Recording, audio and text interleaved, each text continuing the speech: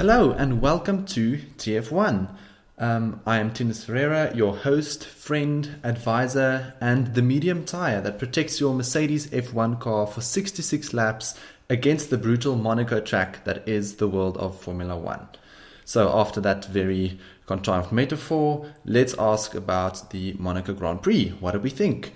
Niki Lauda was obviously at the forefront of everyone's minds, and what a big loss to Formula One that is. My thoughts are with his friends and family. So as per usual in Monaco, qualifying set the scene, so I guess it's best for us to start there and just discuss quickly what happened. Now in terms of Mercedes, well done again, I guess, for Mercedes getting another 1-2 in qualifying. They had the car that was the class of the field. Hamilton sort of struggled the whole day through practice 3 and qualifying, which was interesting to me, especially after he performed so well during practice 1 and 2 on the Thursday. But he mentioned that for some reason the whole balance of the car changed between those practices. So it's sort of interesting to see how he ended up struggling quite a lot during the whole of Saturday. I feel personally that he showed his character and his mettle to pull out that final lap in qualifying to get himself pole position over Bottas, who was probably the odds-on favorite to snatch pole there. But yeah, I feel that's why Hamilton is the champion that he is. Personally, a few people on Facebook actually commented on one of my posts and said no, but I mean, Hamilton beating Bottas doesn't really make him a world champion necessarily. But I personally feel that just the fact that you struggle the whole day and that you're definitely not at your best at that moment in time, and still having the goods and the mental fortitude to pull out a lap out of nowhere and snatch a pole position like that, I feel that's something that separates the good drivers from the great drivers. And I feel that is an example, and I guess we'll talk about it a bit more later, of why Hamilton is one of the all-time great drivers. Valtteri Bottas thought he had it. I think he was pretty confident after that first lap that Hamilton wasn't going to beat him. And I feel the fact that Hamilton did really has led to a slight shift in the dynamic between the two drivers. I think with Hamilton's win in Spain 2 weeks ago, and now with getting the pole position over Bottas in Monaco, I think it's just sort of shifted the momentum in Hamilton's favor again. And then obviously now with Hamilton going to one of his favorite tracks next in Canada, in Montreal, I do suspect that we're going to start seeing Hamilton asserting his authority over Bottas, and it's now up to Valtteri Bottas to actually come back and, fight back and put in those incredible quali laps and put in those race performances that we've sort of seen him do over the year. But yeah, he's going to have to maintain this over the whole remaining part of the season. So yeah, good luck to him, and I do hope we see a tight battle throughout the whole season. And I think it's probably the only battle we're going to see for the championship during this season, because, that Mercedes car is unbelievably fast. Just thinking about how they used to struggle at Monaco, even last year, and especially the 2016, 2017, being half a second ahead of Red Bull and almost 0.8 seconds ahead of Ferrari over one lap is an unbelievable gap, especially at Monaco where the track is very short. So, I just don't understand how they were able to really improve their performance in the slow corners, especially given that their car concept, they essentially have a much longer car than what Red Bull and Ferrari has, a longer wheelbase. So in other words, it's harder to rotate the car in slower, sort of tighter corners, which is basically all that Monaco has. So them having such a big advantage, people think on some, on social media, and they've some video footage came out where people think that they have some trick suspension where they figured something out with their front suspension, and that's sort of leading to this massive advantage that they have. But yeah, to be honest, it's only rumors at the moment. So yeah, once we all figure out what they have in that car that's giving them this advantage, it's going to be super fascinating to understand how they figured that out.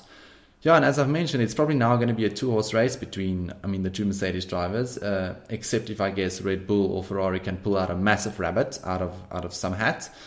Ferrari might have a chance in Montreal with those incredibly long straights, but then at the same time, there are some very slow corners there as well. So it's probably going to be like a China situation where even with the massively long straight, I mean, Mercedes' traction out of the slow corners is probably going to win them back the time that they lose on the straights themselves. But yeah, going to be interesting to see how that shapes up. Red Bull, in terms of qualifying, I mean, Mercedes, they were too fast. As simple as that. I think Red Bull will be disappointed. They used to own this Monaco track over the, especially over the previous 3-4 years, where their high downforce, high rake sort of car design really worked well in these streets. But so I think they would have liked to do better. Verstappen, I guess, did well to outqualify Ferrari, but it was sort of expected as well. Pierre Gasly still needs to find some pace. He was closer to Verstappen, but still not where he needs to be, especially with the two Toro Rosso drivers doing so well. He's going to have to, and I say this, I guess, after every race. But yeah, I mean, you can sort of start making, you could have sort of made excuses for him for the first few races where he was still finding his feet with the team, but now he's going to have to really start putting in some big performances. But yeah, I guess we'll talk about that a bit more during the race, when we talk about the race, I guess. Now I need to take a deep breath, because we're going to have to talk about Ferrari, and then we're going to have to ask them ourselves is, what the hell are they doing? What are Ferrari doing they basically look like clowns every single race. It's like, even with the lack of pace that, teams like Williams and Alfa Romeo had during the race, at least like they aren't blundering on strategy literally around every corner. I mean, obviously Vettel made a mistake in free practice 3 that led to, them going to have to prioritize fixing his car. And I think that sort of threw, the whole team sort of out of sync and out of balance. But then obviously that led to Vettel not putting in a very great first lap during qualifying, which Q1, which then led to him having to go out again to, make sure that he actually gets through to the second part of qualifying. But then for some reason, they just forgot about Charles Leclerc. And I don't understand. Like, it's embarrassing, to say the least, where Leclerc was so angry. I've never seen him that angry. And I mean, he should have been, because he explicitly asked the team, do I need to go out again? Should I go out again? And then they sort of said no, they think he should be fine. And then when he asked again later, they just ignored him, because they were so absorbed with getting Vettel through that they literally forgot about the other driver. Or that's, I guess, my opinion anyway. But I mean, how do you even let that happen? Especially at a track like Monaco, where qualifying is the thing at Monaco. Like you saw in the race, you can't overtake at Monaco. So you need to make sure that even if it compromises your race the day after, you need to make damn well sure that you qualify as high as you can possibly qualify. So taking a risk like what they did with Leclerc makes literally no sense. And I feel the fact that they have these amazingly high paid and a highly respected strategist sitting in that team, what were they looking at? Are they just looking at the computer simulations and not looking out of the window? Are they not looking at the timing screens?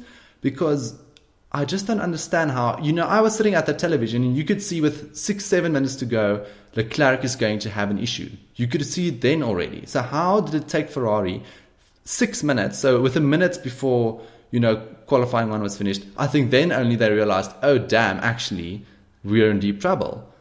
So I just think what they're doing is absolutely shocking, and they need to go and do some self-reflection or something, or, I don't know what, but so that something needs to change. And, even despite not, their car not turning out as fast as we all thought it was going to be, these strategic blunders, I don't even know if you can call it a blunder. Like, if I feel using the word blunder is too respectful for what they actually ended up doing, because they look like amateurs. But I mean, these are the basics, and they need to get the basics right. I mean, then before they even start worrying about catching Mercedes, they need to just make sure that they're in the position to start catching Mercedes, because good grief. I mean, I'm sorry, I'm on a bit of a rant, but yeah, I couldn't understand. Like, it was completely baffling to me. In any case, let's quickly talk about the midfield for qualifying.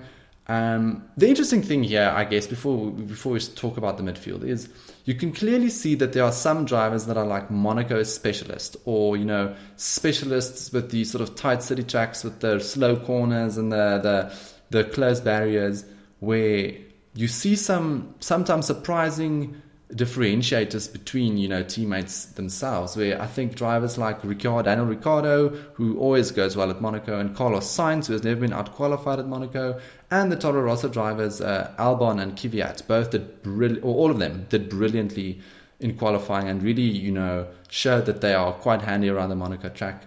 But I mean, I feel the quali lap of the day goes probably to Kevin Magnussen, who drove a brilliant qualifying lap to put himself and his horse in fifth, ahead of Pierre Gasly even. So yeah, what a lap. Fast user. He is a fast driver. I think, Kevin Magnussen does have a lot of raw speed. I think he is, however, a bit of a hothead, which I think is why he hasn't always had the results that, he can have, because I mean, he just sometimes messes things up in the race where he's too aggressive or too defensive, and then, it leads to penalties and fights with the drivers. And yeah, but, good for Kevin Magnussen, really putting that horse where I guess it deserves to be with the type of car that they have. In terms of the midfield qualifying, the rest, very disappointing for Alfa Romeo, Williams and Racing Point, with our best friend Lance Stroll once again not able to make it out of Q1. What a surprise. I have to say, I think between Lance Stroll and Ferrari, it's difficult to decide who is doing a worse job. And I mean, I don't know if that's an insult to Lance Stroll or to Ferrari, because good grief, both of them are actually really not performing even close to the level that they should be performing at. So yeah, qualifying was interesting, and as we've seen now that the race is finished, it really does mostly set the scene for what we would expect in the race, since it is quite frankly almost impossible to overtake at this track, and we saw it was a bit of a procession. But I might add that those last 20 laps of the race were some of the most nerve-wracking things that I've experienced in Formula One. I mean, I was chewing off all of my nails, and just the uncertainty of what's going to happen next. Is Hamilton's tyres going to give up the ghost? Is Verstappen, Verstappen is going to do a random late lunge that he ended up doing? But I guess good for both of them that they didn't, they didn't end up with a broken front wing or a puncture or something like that. But yeah, I do think that the mindset that we need to go into for a Monaco race is a bit different than what we would have to go into for one of the other races, where you're not going to get just cars overtaking each other left, right, and center. It's just not going to happen. So then the pit strategy, changeable conditions, safety cars, things like that. Those are the type of things that are probably going to make the race interesting. And as always, it has proved to be the case. I think we firstly, I guess, need to say congratulations to Lewis Hamilton. Making those tires last for 66 laps is really incredibly impressive, and I do think it was one of his best controlled drives. Obviously he went incredibly slowly for more than 2/3 of the race, but just controlling the pace and knowing when to go quickly, knowing when to back off, keeping someone as aggressive as Verstappen behind him for all of that time, I feel was really, really impressive. And yeah, I guess I actually shared a photo of what his tires looked like at the end of the race on my Twitter account. You can go look at it there if you want. But those tires were wrecked. And the fact that he made it with those tires is a testament really to how good of a driver he actually is, and how controlled he actually can be in a Formula One car, where, in the past, people always thought that, he's quick over one lap and you can, put in a quick lap here and there, but he doesn't have the finesse or the delicacy that someone like Jenson Button used to have with the tires and things like that. And I really do think, that's not true anymore. I do think he is now such a good all-round driver, and he's going to be difficult to beat this season still, I think. Max Verstappen also did a very good drive.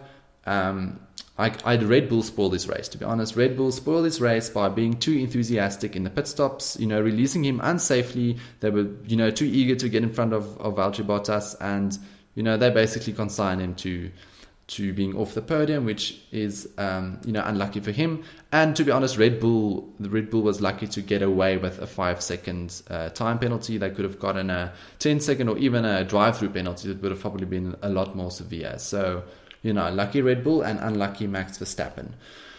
Valtteri Bottas, he's going to be disappointed, to be honest. He, I think, was still feeling good about himself before this Monaco race. I think he was thinking he's going to take it to Hamilton. He's going to, assert himself, and then he sort of just faded away to what ended up to be a third place, but it might as well have been a fourth place with Hamilton winning the race. So yeah, as I've mentioned earlier, I think there's a bit of a momentum shift there between him and Hamilton, and it's going to be up to him to get back at Montreal, but it's going to be tough because Hamilton loves that Montreal track, but actually it's one of Bottas's favorite tracks as well. So it's going to be super interesting to see how those two match up. In terms of Sebastian Vettel, not really much to say. He did what he could. Simple as that. He didn't really do anything noteworthy. He didn't do anything incorrectly.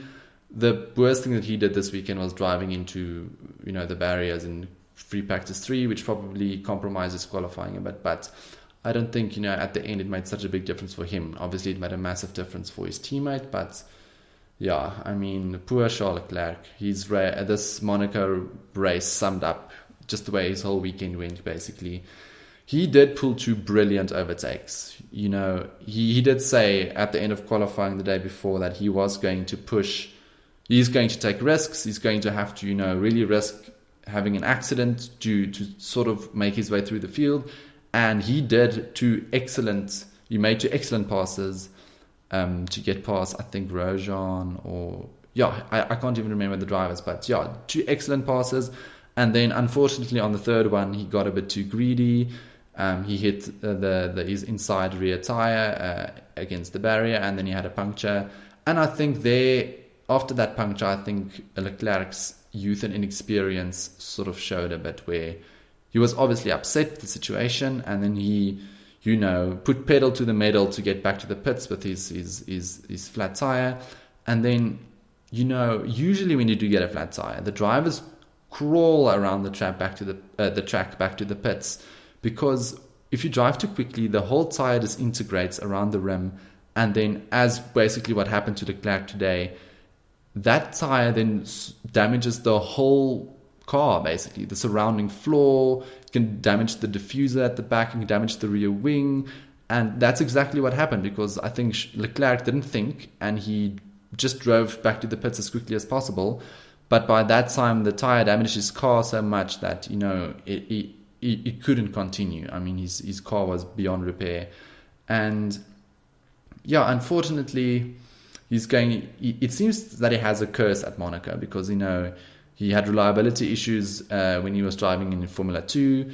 His suspension broke last year when he was at Sauber, and now obviously this disaster of a weekend at Ferrari. So yeah, a shame. I hope next year goes a bit better for him, but he's going to have to leave Monaco licking his wounds. And to make matters worse, he's now actually starting to fall behind his teammate in the overall championship standings, which will not please him, and will also make his life, I think, a bit more difficult in the coming races, where Ferrari are going to have to start prioritizing Vettel's needs over his, even more than what they've already been doing. So yeah, not a good weekend for Mr. Leclerc at all. Speaking about people under pressure, Pierre Gasly, well, he came 5th. Isn't that exciting? He did well to drive up from 8th place to 5th place, but he was never really in the conversation with the leaders, which I feel is the biggest problem. I mean, if he was, pushing Bottas or pushing, the people in front of him, but he's just happy to sit there in his lonely 5th or 6th place and just cruise home, which is not okay. He's going to have to start getting bigger results and start outperforming the car or his teammate, because he's still nowhere near the other 5 drivers, and the Toro Rosso drivers are doing brilliantly well. And I guess that leads us to just a quick discussion around the midfield. I mean, what a brilliant drive by Carlos Sainz. He's my driver of the day. He put the McLaren where it should not have been, in both qualifying and in the race. Yeah, what a top drive by Carlos Sainz. And, I feel vindicated, because I've been, sort of talking it up since the beginning of the year. So, yeah, that's very exciting. Lando Norris was okay. I mean, just that. He was okay. Toro Rosso, as I just mentioned, Gasly needs to be getting worried, because both Kvyat and Albon seem to be in a groove with that car. They're getting some really good points. They are doing an excellent job, and I'm excited to see how those two will push each other forward, for the rest of the season. It reminds me slightly of how Sainz and Verstappen used to push each other at Toro Rosso in 2015, which was also similar to what we're seeing now. And yeah, good for these two.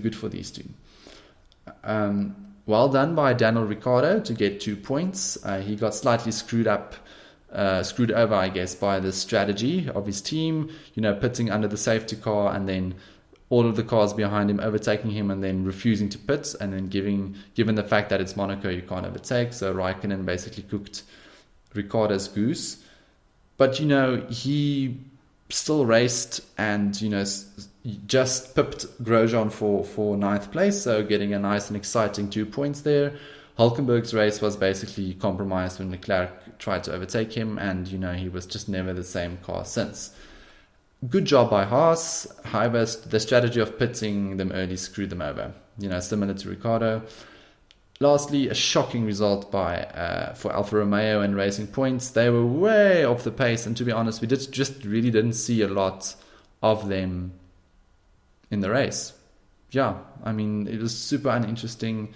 I thought Giovinazzi looked quite fast around Monaco, but yeah, I don't know, Giovinazzi, he still hasn't, really impressed me, but let's see, maybe he comes out of his shell sooner rather than later.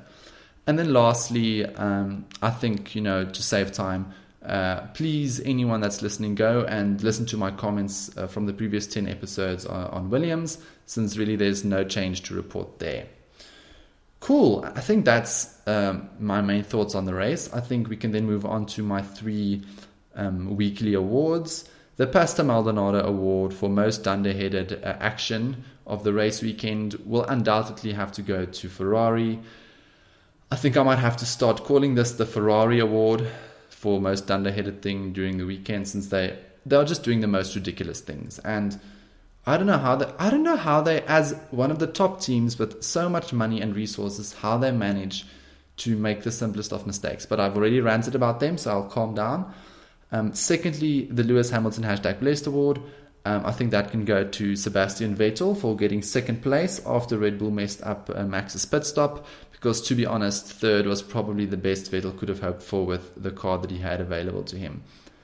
And then lastly, the Nico Hulkenberg Podium Award for unluckiest driver. I think he needs to go to poor Max Verstappen, who really didn't put a foot wrong this whole weekend, but his team being too overeager cost him a podium place there by giving him a 5-second time penalty due to the unsafe release of his pit stop.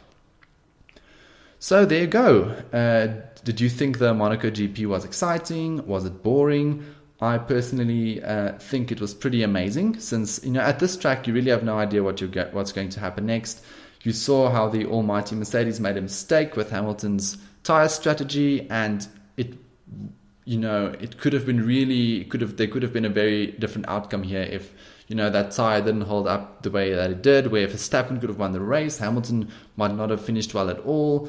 So yeah, I agree, you're never going to get an overtaking feast at Monaco, but I think, just with the strategy and the high risk type of track that this is, can still lead to high drama and high tension, as what I experienced, especially over the last 20 laps, where I had like heart palpitations throughout, because I just literally didn't know what was going to happen.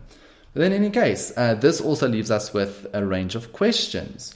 Will Leclerc start to rebel against his obviously incompetent team's decisions? Will Ferrari be better at Montreal? Will Ferrari strategist Inaki Rueda be taken to the Ferrari torture chambers in Maranello and be forced to watch a Williams race car going round and round at Monaco non-stop for a week? As always, much to ponder. So that's it for today. If you enjoyed today's episode, please go and comment, rate, subscribe, and argue. We are on YouTube, Spotify, Apple Podcasts, Castbox, Stitcher, Overcast, basically any podcasting site that you can think of. We will probably be lurking on there, ready to entertain you. My velvety voice will be back to entertain you in a week's time when I discuss the second team that have dominated the sport, which will be Red Bull. But in the meantime, please follow me on Twitter for great banter, the handle there being at TF1 Show, and now also on Instagram, with the handle there being at the TF1 Show, for my excellent memes and, all-round hilarious banter. I see you soon and talk to you later. Bye.